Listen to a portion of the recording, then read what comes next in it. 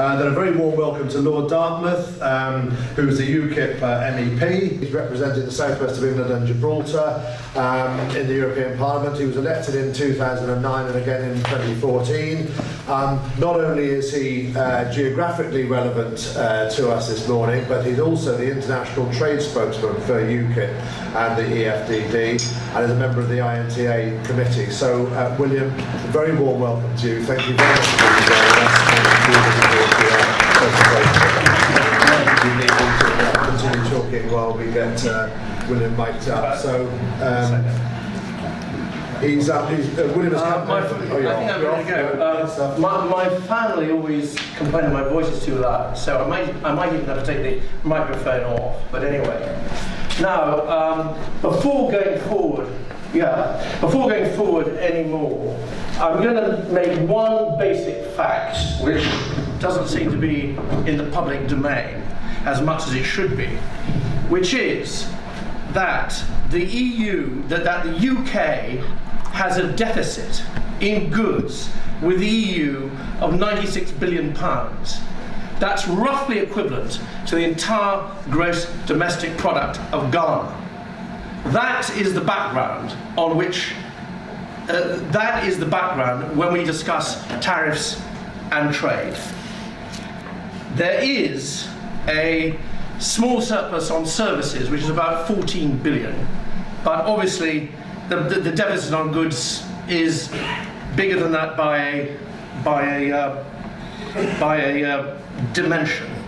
Now I've also now got just four slides. You may feel you're being short-changed here. This slide compares the export of goods to the EU from the UK and from China. Now, as most people know, China is not a... what I'm going to talk about is basically trading under World Trade Organization rules. China is not a member of the European Union. It does not have a trade agreement with the European Union. It trades with the European Union under World Trade Organization rules. Yet, China consistently exports more to the EU than the UK by about 1.5 times. Now, services, because normally somebody says, what about services? How we go on to the next one? Sorry. Yeah. Shall I just say next, if I may? This is services. This slide compares the exports of services to the EU from the UK and from the US. The United States consistently exports about 1.5 more times in services than the UK exports to the member states of the European Union. Next. Now here is perhaps the most compelling point. Here is the list of the top 10 exporters to the European Union in 2017. Now I particularly draw your attention to the countries with asterisks. I don't know if you can see those at the back, because they don't have any trade agreement with the European Union. And for those at the back, I would simply point out that the three top exporters to the European Union, China, the United States, and Russia, do not have a trade agreement with the European Union. They trade under World Trade Organization rules. It also applies, it's the top 3, and it's also 6 of the top 10. Now, if anybody is really, I think some of the professionals here probably know, probably Ms. Cavell knows, as you ought to, that Japan does have a trade agreement with the European Union, but it has not yet been implemented, and it certainly hadn't been implemented in 2017. Now, finally, next. And this slide, you're never going to see this on the BBC, by the way. They won't show you this on Newsnight. You're not allowed to see this. This is the EU's declining share of world trade. There's the EU on the left here, 30% of world trade, not bad.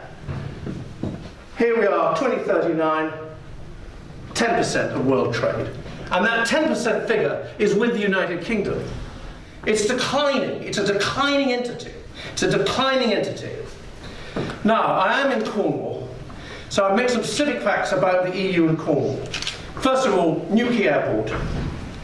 Newquay Airport is worth about £50 million to the economy of Cornwall in employment alone. And doubtless Mr. Painter will come up with an even more accurate figure than I just have. This is just in terms of jobs that we lost without it. However, Newquay Airport makes a loss. As such, it has to be subsidised by the British government, and rightly so, by the way. As Newquay Airport is subsidised, it runs foul of, it violates the European Commission rules on aviation state aid. Now, the European Commission has, however, given Newquay Airport a derogation, an exemption from these rules. But the point I'm making is that were we to remain in the European Union, the existence of Newquay Airport would continue to depend on this derogation continuing. And given how the European Commission operates, this is a lot less than a cast-down certainty. In fact, I would go further than that to say it is uncertain that this exemption would continue to be allowed and Newquay Airport would be at very, very serious risk. Please bear that in mind when you hear various things. Now, fishing. The other speaker didn't want to talk about fishing. I'm not surprised, actually. But so let's first of all look at Cornwall compared with the Netherlands.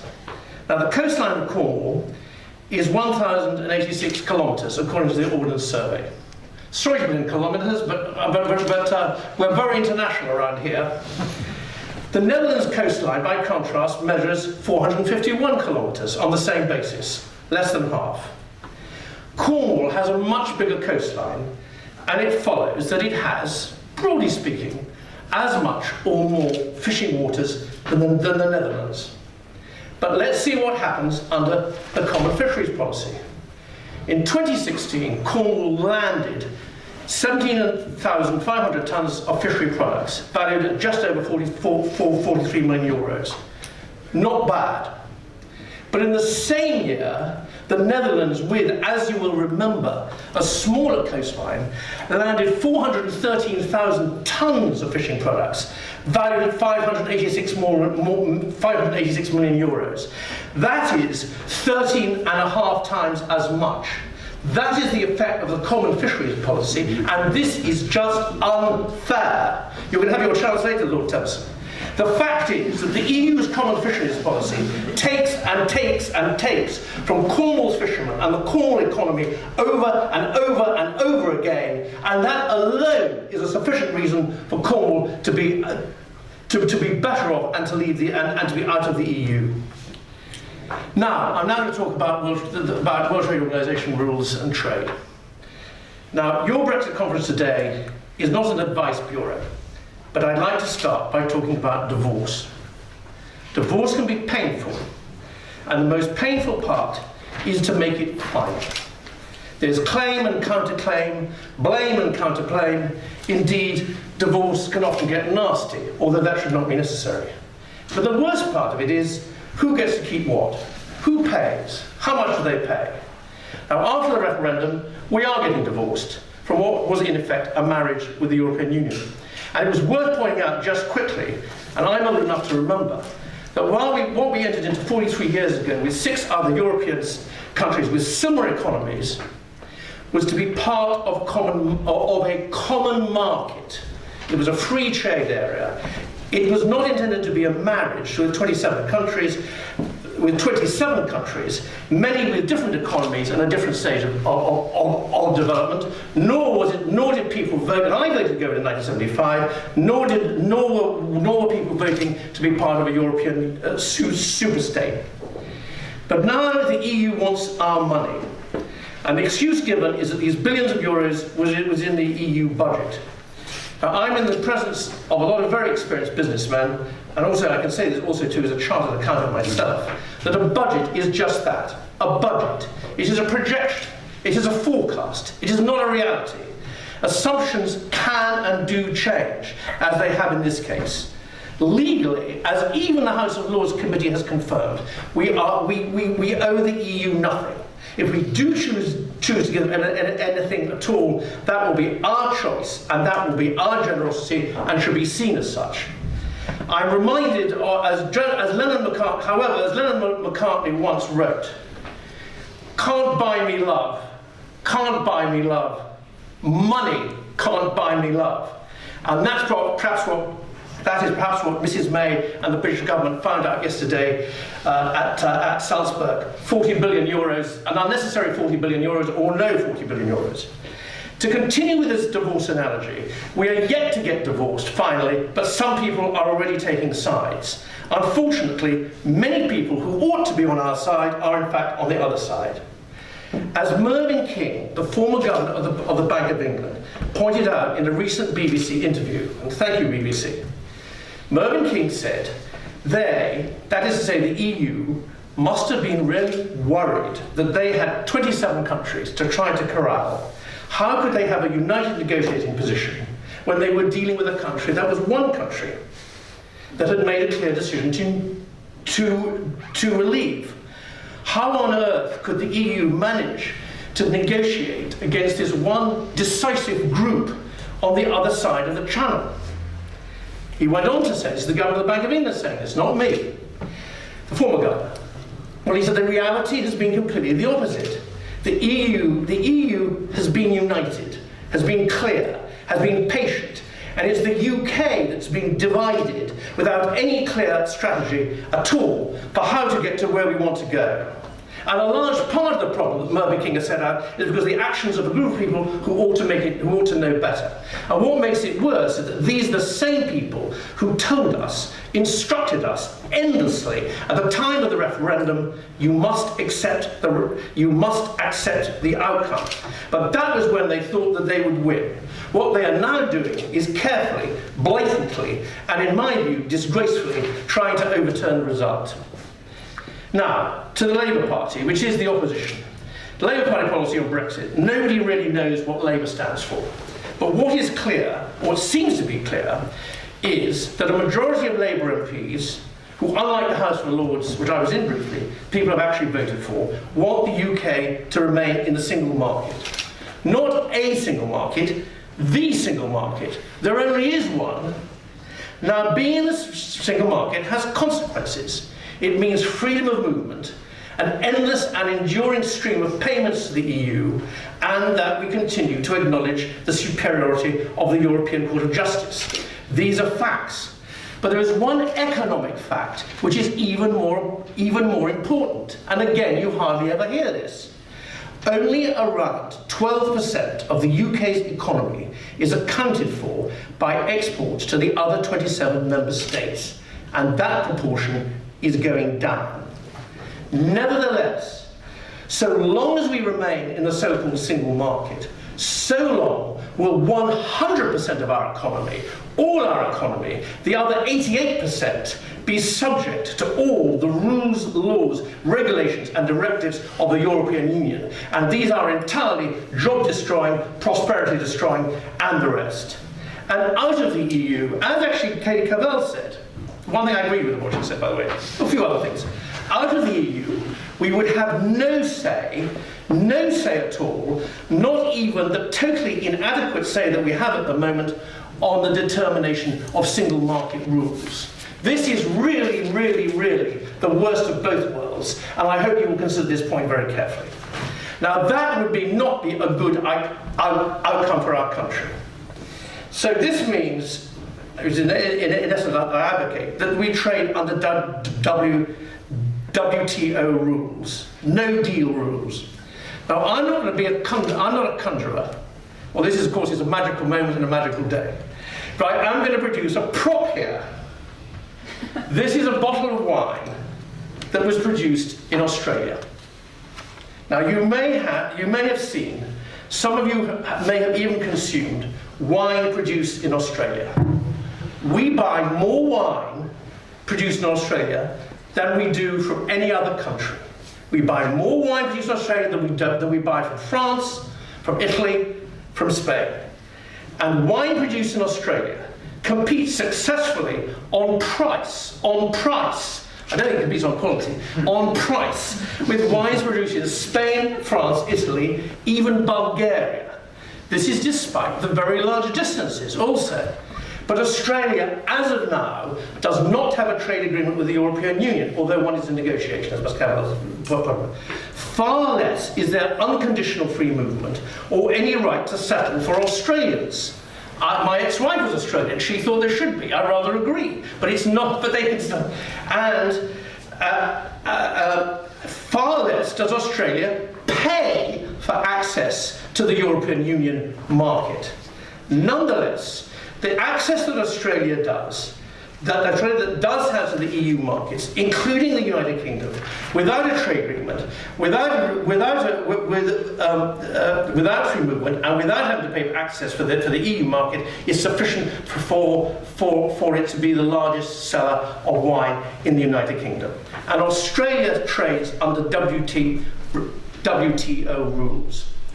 And in case anyone here thinks that wine is too frivolous an example, not businessy enough, I would point out that exactly the same applies to iPhones.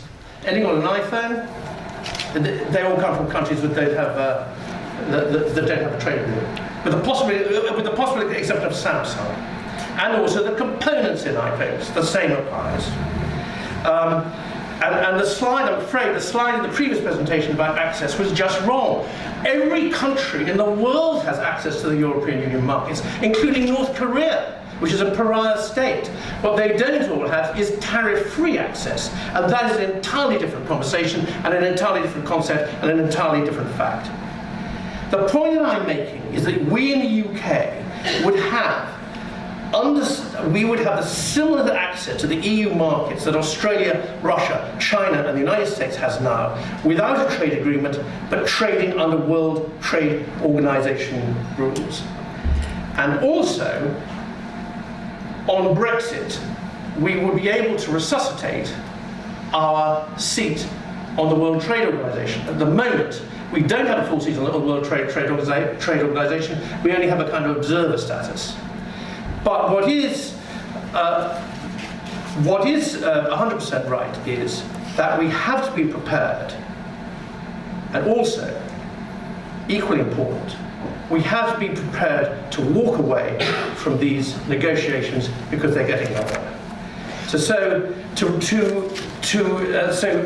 the prospect of trading under World Trade Organization rules, to quote Franklin Delano Roosevelt at his inauguration in 1933, we have nothing to fear but fear itself. Thank you very much.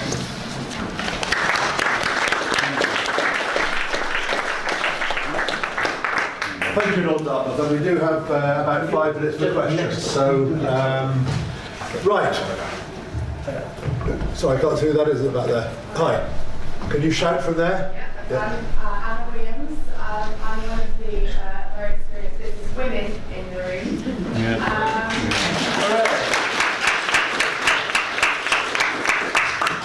And I am a talent specialist, so I specialise in talent pipeline. Full disclosure, I'm also a more Liberal Democrat, so there's my views that I'm a Remainer. But quite apart from that, I really want to know, Lord Dartmouth, your view on the talent pool, because my clients are worried about this. They're worried about access to skilled talent here in Cornwall, but also to unskilled labour more recently. So I actually just genuinely want to know from the other side of the argument, how I reassure them that there will be people that they can employ. If I could just, this is in the context, Lord Dartmouth, of 4 of Cornwall's largest employers, agriculture, care sector, hospitality and construction, have relied heavily on incoming labour. Okay, well, I'll make a couple of points to you, may I? First of all, we are a country of 62 million people. We have 4 of the top 10 universities in the world.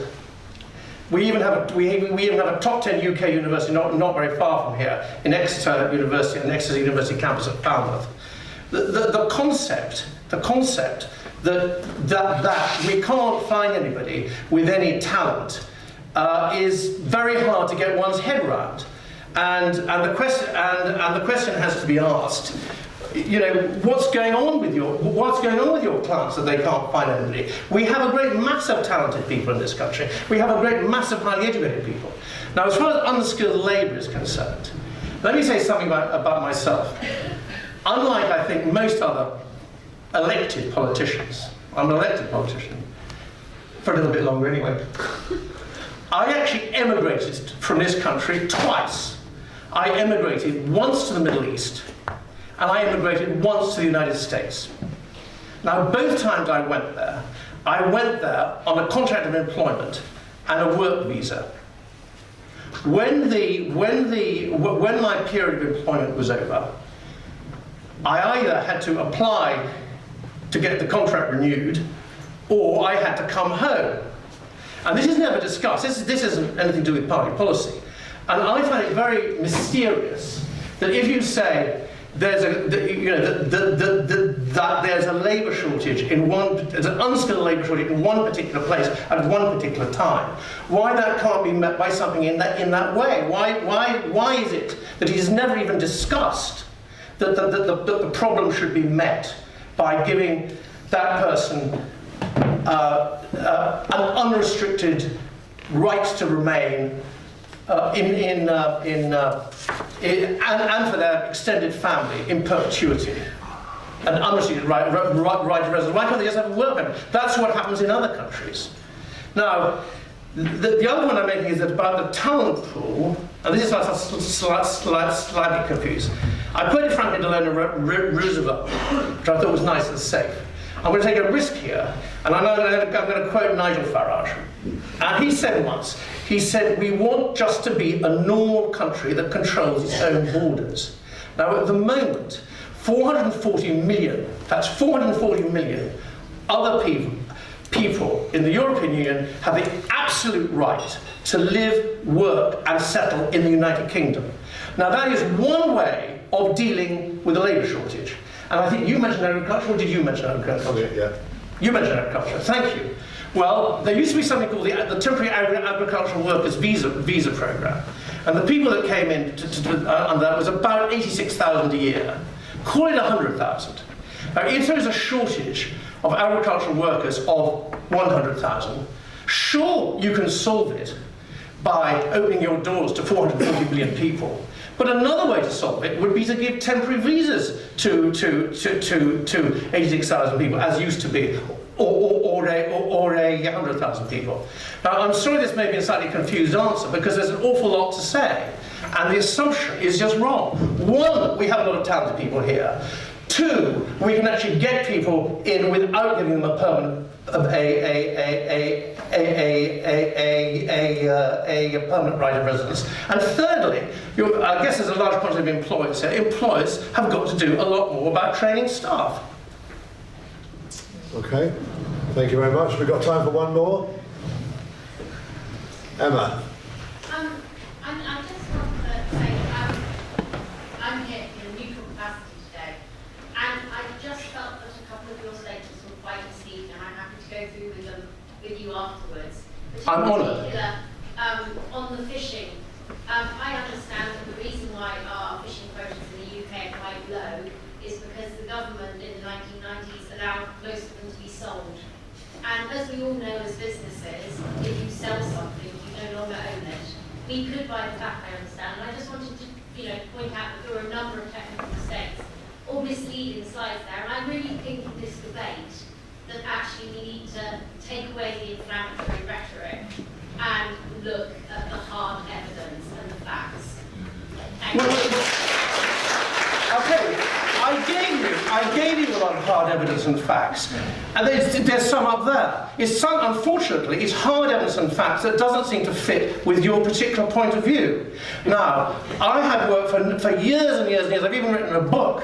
Everything has been checked and rechecked. Now, I would like to say, what fact do you disagree with? On the question of quotas, what I'm saying is, and I thought, crikey, I thought no one's going to disagree with this. I think the quota system is unfair. I think the way in which our fisheries is unfair. I think that the Heath government, and I was one of Mr. Heath's parliamentary candidates many years ago, in February and October 1974, oddly enough, he got it completely wrong, and he gave away our fishing, and he shouldn't have done so. Now, I don't say why I can't say that's unfair, and it looks as if the British government are going to sell out the fishermen of Cornwall and the fishermen of other parts of the southwest and fishermen in other parts of the UK all over again.